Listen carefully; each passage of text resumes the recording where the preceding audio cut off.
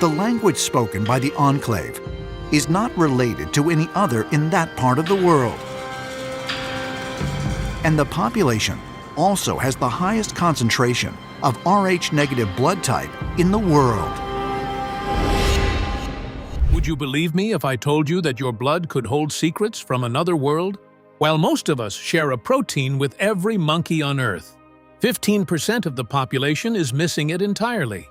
This biological glitch shouldn't exist, yet it has survived for thousands of years, and we're uncovering the truth behind it. Is Rh-negative blood a medical anomaly or a hidden superpower? Imagine that it's the year 1609 and you're in the heart of rural France, tucked away in a stone cottage where the only light comes from the flickering flames of a few dying candles. The air is heavy with the scent of lavender and the iron tang of sweat. A midwife, her hands trembling and stained, leans over a young woman who has just given birth. On the bed lay two infants, twins. The first is crying with a set of healthy lungs, but the second looks like something out of a folklore nightmare. The baby is swollen, and its skin is a haunting, bruised purple. In 1609, they didn't have words for genetics or antigens, so to that terrified midwife, this wasn't a medical mystery. It was a curse. She whispered prayers to ward off evil spirits, believing an invisible demon had reached into the womb to steal the child's life. But the truth is far worse than any ghost story. The culprit wasn't a demon, it was the mother's own blood. For centuries, this would happen repeatedly in a cycle of heartbreak that baffled the greatest minds of the era. A mother could have one healthy child, but every baby after that would mysteriously wither away. Now, we look at high-tech screens and see rows of genetic code, spinning double helixes, and microscopic views of red blood cells. We've traded the midwife's prayers for pipettes and centrifuges, but the mystery has only deepened. Because even today, with all our technology and AI, scientists are left with a biological anomaly that makes no sense. 15% of the population have bodies that are literally programmed to treat their children as foreign invaders. This is the reality of Rh-negative people. According to the theory of evolution, nature is supposed to optimize reproduction, not sabotage it. Yet, why do we still carry a genetic glitch that has persisted through ice ages, plagues, and the rise and fall of empires? And more importantly, where did it actually come from? The primate paradox. See, when it comes to evolution, there is a golden rule: consistency. If a trait is fundamental enough to be shared by every branch of our family tree, it stays there. And for millions of years, the rhesus protein, or the Rh factor, was consistent. When scientists look at our closest relatives, from chimpanzees to orangutans, they discovered that they all have the protein, every single one. Even the most distant monkey species we've ever tested across the globe carries this specific marker on their red blood cells. In the entire animal kingdom, the Rh-negative blood type simply doesn't exist. It's a 0% rate. So why are humans the only exception on the entire planet? This is what researchers call the primate paradox. This isn't like having blue eyes instead of brown or being left-handed.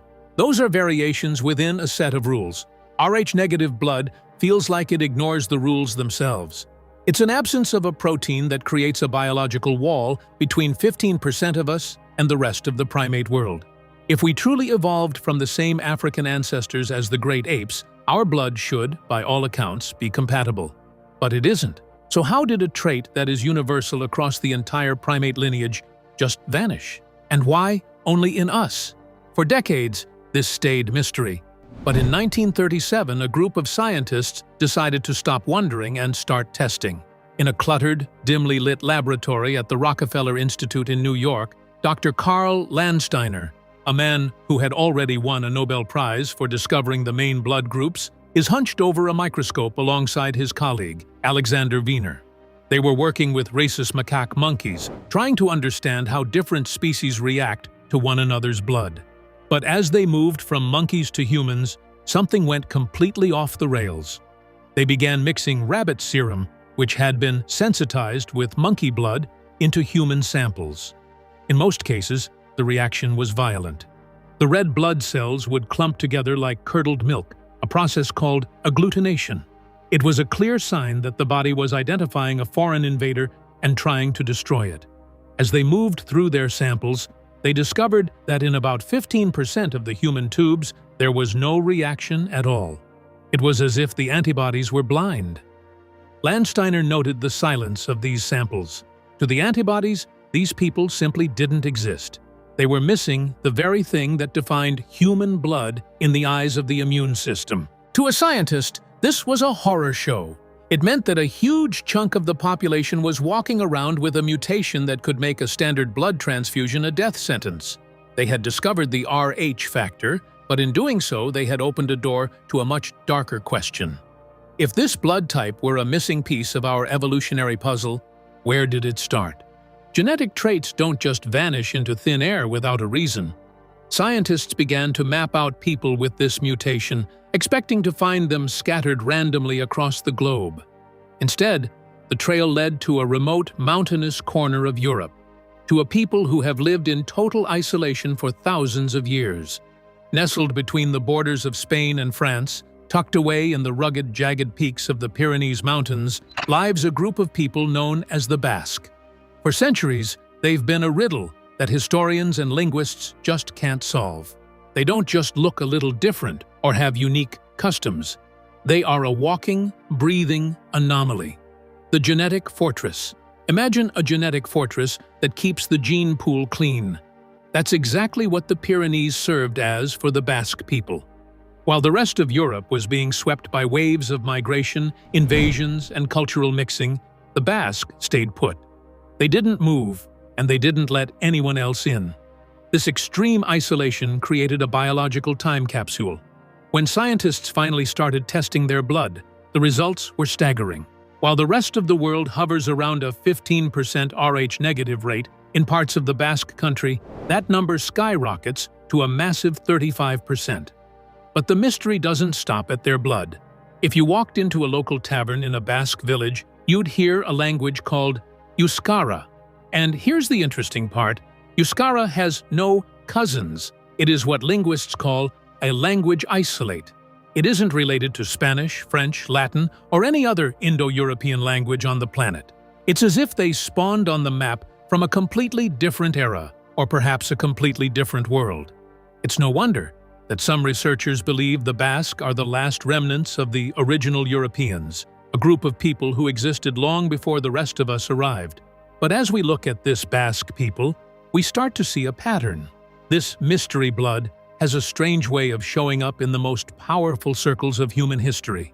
For centuries, the world's elite have obsessed over their lineages, speaking of purity and noble heritage. They even gave it a name that sounds like something out of a fantasy novel. They called it blue blood. But was that just a poetic term for the wealthy, or was it a literal description of a biological reality that separated the rulers from the ruled? And why blue? If you cut a king, does he not bleed red? Well, the traditional explanation is almost too simple. The royals were so wealthy, they never had to work in the sun. Their skin remained so pale, so translucent, that their veins shimmered with a vivid sapphire hue beneath the surface. But when you dig into the archives of European royalty, things get uncomfortable. Take a look at the family tree of Queen Victoria. To the untrained eye, it's a map of alliances and power. But to a geneticist, it looks like a high-risk lab experiment. For centuries, these families intermarried. They weren't just protecting their wealth, they were obsessed with a divine right that they believed flowed in their veins. But here's the problem with that. Royal families were plagued by the royal disease, hemophilia. It was a blood-clotting disorder that turned a simple bruise into a life-threatening crisis. This contributed to the sheer density of Rh-negative carriers within these isolated inbred noble circles. In their quest to remain different from the masses, they created a genetic island, much like the Basque in the Pyrenees. They traded health for purity, suffering through generations of physical frailty just to ensure that the blue in their veins remained untainted by the common rhesus protein. The genetic superpower. As it turns out, this noble blood doesn't just offer a different pedigree. In the modern world, scientists are finding that this genetic anomaly might actually act as a high-tech biological shield. While the rest of the world is susceptible to hidden, mind-altering invaders, the 15% might be carrying a secret weapon they didn't even know they had. Enter the world of Toxoplasma gondii, a very real, microscopic parasite that lives in a place you'd least expect, your fluffy house cat. Now, for most people, the Rh-positive majority, this parasite is a bit of a problem. It's been linked to slowed reaction times, increased risk-taking, and even subtle changes in personality. It's a literal form of biological mind control that has quietly infected billions of people worldwide. While the rest of the world is being affected by a common parasite, Rh negatives might be the only ones with a natural immunity. In a series of groundbreaking studies, scientists discovered that Rh negative individuals seem to have a biological buffer. While Rh-positive people infected with the parasite showed a significant drop in their psychomotor performance, think slower reflexes, and dulled focus, the Rh-negative group remained almost entirely unaffected. But if this is a superpower, why is it so rare? And why does it come with such a heavy price? To understand how truly weird this is, we have to look at the cold, hard laws of evolution. Nature is not kind. If a genetic trait makes it harder for you to pass on your genes, nature deletes it. It's called negative selection. If a bird is born with wings that don't fly, it doesn't have chicks. The trait dies with the bird. Simple, right? But Rh-negative blood breaks the rules. Before modern medicine, the Rh-negative blood was a death sentence for second-born children. In a world where families needed many children to survive, having a blood type that effectively shut down the mother's womb after one birth should have been a genetic dead end. Mathematically speaking, the RHD gene deletion, the thing that makes you negative, should have been wiped off the face of the earth within just 10 generations. It's a biological disadvantage that actively works against the survival of the species. But in the brutal game of survival, nature keeps a dangerous trait if it offers a secret advantage that is even more powerful than the risk. So, what advantage made the risk of losing a child worth the price of the blood? It turns out, when the world was being ravaged by history's most terrifying killers, being different wasn't just a quirk, it was the only way to stay alive. To understand how a defect becomes a superpower, we have to look back some of humanity's darkest times. We're talking about the dark eras of the Black Death, smallpox, and the Great Plagues that turned entire continents into graveyards. For a long time, historians wondered why some families, living in the exact same conditions, breathing the same air, stayed perfectly healthy while their neighbors perished in days. Well, the answer might have been flowing through their veins the whole time. See, many of the world's deadliest viruses and bacteria don't just wander into your body. They attach to specific proteins on your red blood cells. For most of the world, the rhesus protein is that protein. Scientists have theorized that the Rh-negative factor acted as a biological cloaking device. Because these individuals lacked that specific protein, the pathogens simply couldn't find a way to latch on. They were effectively invisible to the invisible killers. But this superpower of invisibility comes with a price. For centuries, the medical world stood by, helpless, as this mutation prevented the possibility of a second child until one woman's tragedy finally forced a solution. Her story is the moment Rh-negative blood collided with the brutal reality of modern medicine, and it nearly cost her everything. The year was 1939, and the world was already on the brink of crisis. But inside a sterile hospital room in New York, a young woman was facing crisis of her own. She had just gone through labor, but she had delivered a stillborn baby, and she was fading fast. She had lost a dangerous amount of blood, and her heart was struggling to keep rhythm. In a desperate, heroic move, her husband stepped forward. He offered his own blood to save her life. It was a perfect match. Both were type O. In any other situation, this would have been the miracle she needed. But as the transfusion began, the room fell into chaos. Instead of recovering, the mother began to shake violently. Her body was rejecting her husband's compatible blood as if it were poison.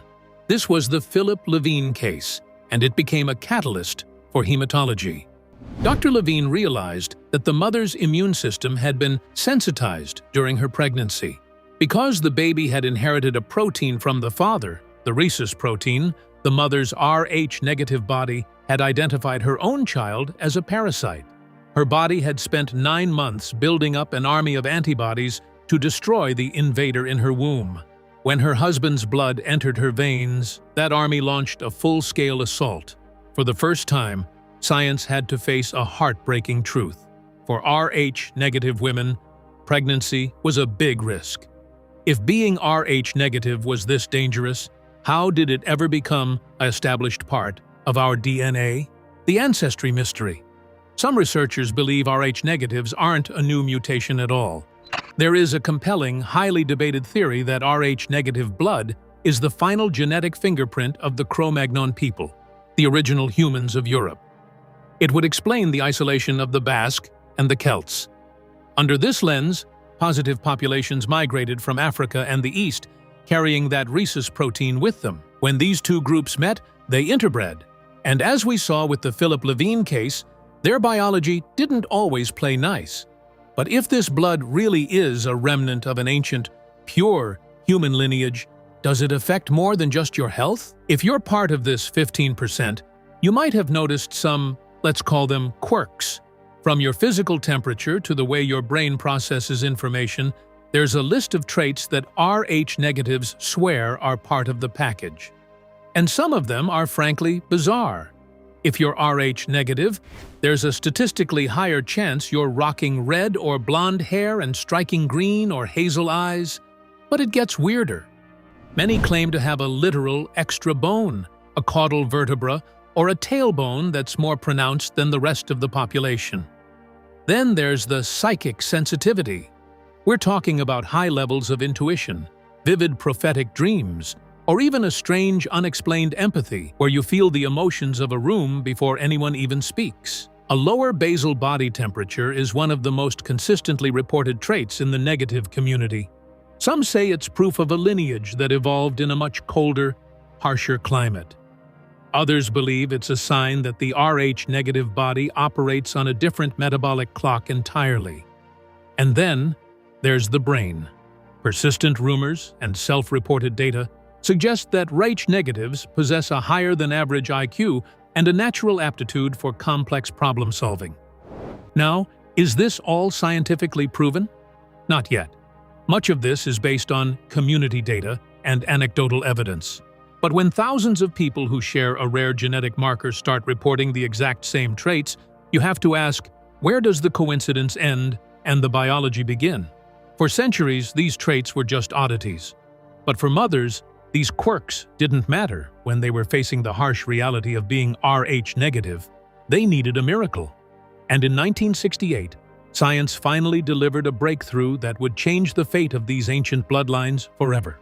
The solution was a medical masterpiece called RhoGAM. Scientists realized that if they could inject a mother with a specific set of antibodies before her body had a chance to realize her baby was different, they could effectively put a blindfold on her immune system. It was a total game changer. Suddenly, an Rh-negative woman could have a second, third, or fourth child without fear.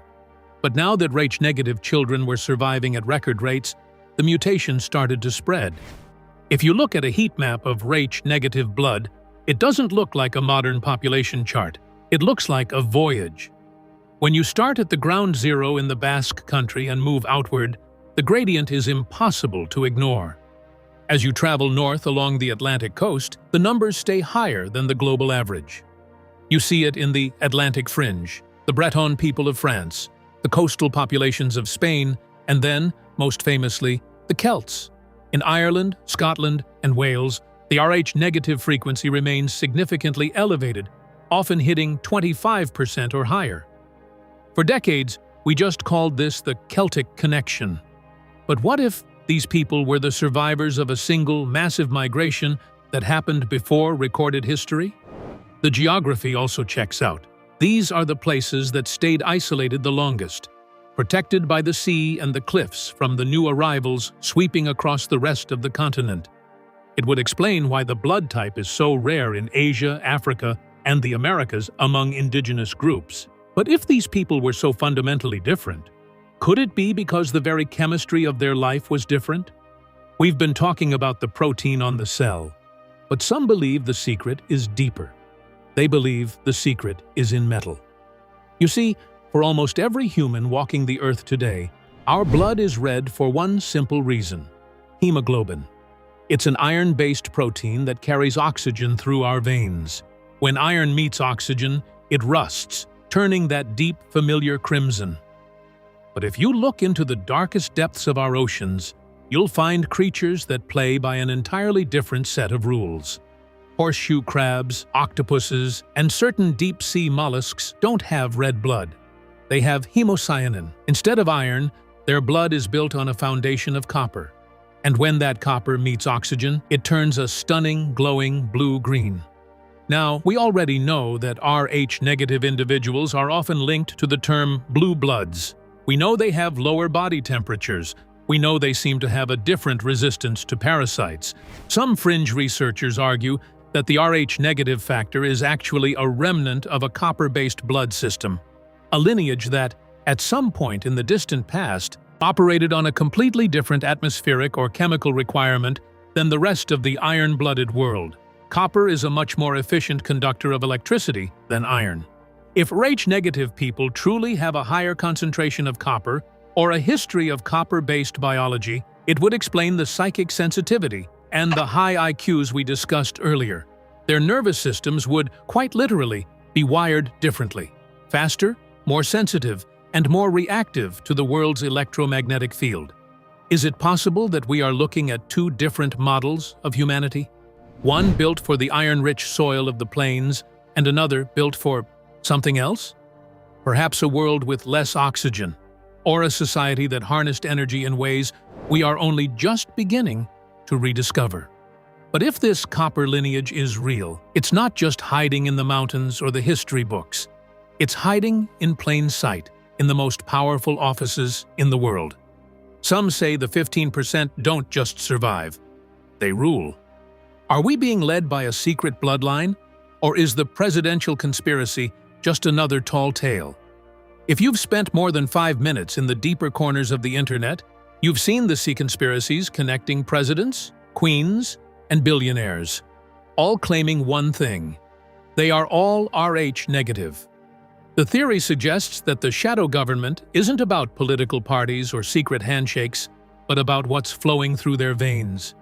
It paints a picture of a world where the elite are a different species entirely, keeping the Rh-positive commoners in check while they maintain their ancient copper-based lineage. But here is where we have to separate viral ideas from the actual biological facts. Because in the world of internet conspiracies, the truth is often the first casualty. While the rumors make for great doom-scrolling content, the actual medical records tell a different story. Barack Obama, type AB positive. Donald Trump, type A positive. Despite the thousands of posts claiming they are part of a secret Rh-negative cabal, the math just doesn't add up. In reality, many of our most iconic leaders carry the same rhesus protein as the majority of the population. However, that doesn't mean the blood connection is entirely a myth.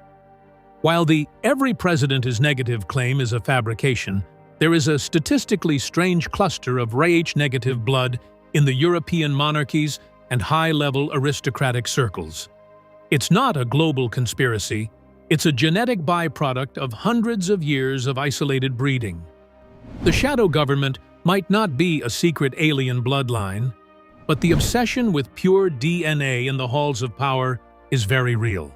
And as we look closer at that DNA, we're realizing that the purity these elites were chasing might have been something much older, much hairier, and much more primitive than any king probably knew. We used to think they were just cavemen. Now, 2024 research is revealing that this superblood might actually be a gift from the one group we thought we had out-evolved, the Neanderthals. But before we get lost in the ancient past of our Neanderthal cousins, we must snap back to reality. Because while the origin of Rh-negative blood is a fascinating mystery, its future is a crisis. In the high-stakes world of modern medicine, Your blood type can literally determine whether you live or die. The universal hero. Right now, in trauma centers all over the world, there is a frantic search happening. When a victim is rushed through those double doors, unconscious, losing blood fast, and with no time for a lab test, the doctors don't reach for just any bag of blood. They reach for O negative. Why? Because O negative is the universal donor. It is the only blood type on the planet that lacks both the A/B antigens and the rhesus protein. It can be pumped into anyone's veins, regardless of their blood type, without their immune system reacting. But only about 7% of the global population is O negative. We are relying on a tiny fraction of the world to keep the other 93% alive in emergencies. And right now, the world is running out.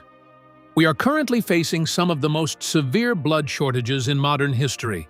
Because O negative is so versatile, it's the first to be used and the hardest to replace. If you carry this blood, you aren't just a member of a rare group. You are a walking, breathing first aid kit for the rest of humanity. Hospitals aren't just looking for your donation, they are practically begging for it. But even as we discuss the clinical urgency and the biological superpower of being a universal donor, many Rh negatives feel that the medical explanation doesn't cut it. They feel a pull that isn't physical. They feel a disconnect from this planet that a blood test can't explain. For them, the mystery isn't just in their veins, it's in their soul. Are Rh negatives just a medical anomaly, or are they starseeds planted here for a purpose we are only just beginning to understand? If you're Rh negative, you might have spent your entire life feeling like you're looking at the world through a barrier. It's a persistent, nagging sense that the rules everyone else follows don't quite apply to you. You're here, you're participating, but there's a part of you that's always looking at the horizon, waiting for something that hasn't come yet. In the starseed community, a global movement of people who believe their origins lie beyond this planet, the Rh-negative blood type is treated like a literal cosmic ID card. They believe it's a deliberate marker of non-terrestrial heritage. To a spiritual seeker, it's not just a medical quirk. The mutation is the physical manifestations of a soul that was built for a different environment.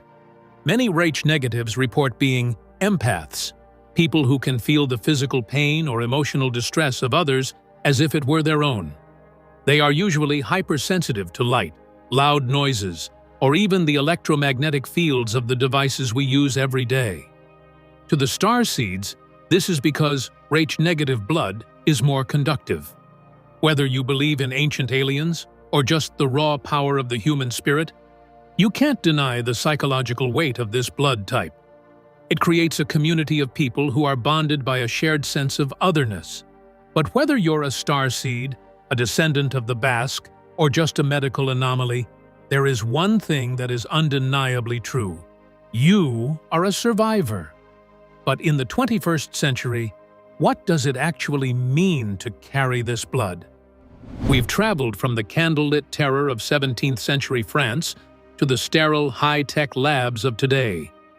We've looked at the quirk that hides you from parasites and the hero status that makes your blood the most valuable substance in a hospital. We've even peeked behind the curtain of royalty and the stars. But at the end of the day, when you strip away the conspiracy theories and the ancient lore, you're left with a biological masterpiece. What's your blood type? Do you feel that starseed connection? Or are you saving lives at the local blood bank? Let us know in the comments. Don't forget to like and subscribe. And if you enjoyed this video, be sure to check out the one on your screen right now. Thanks for watching.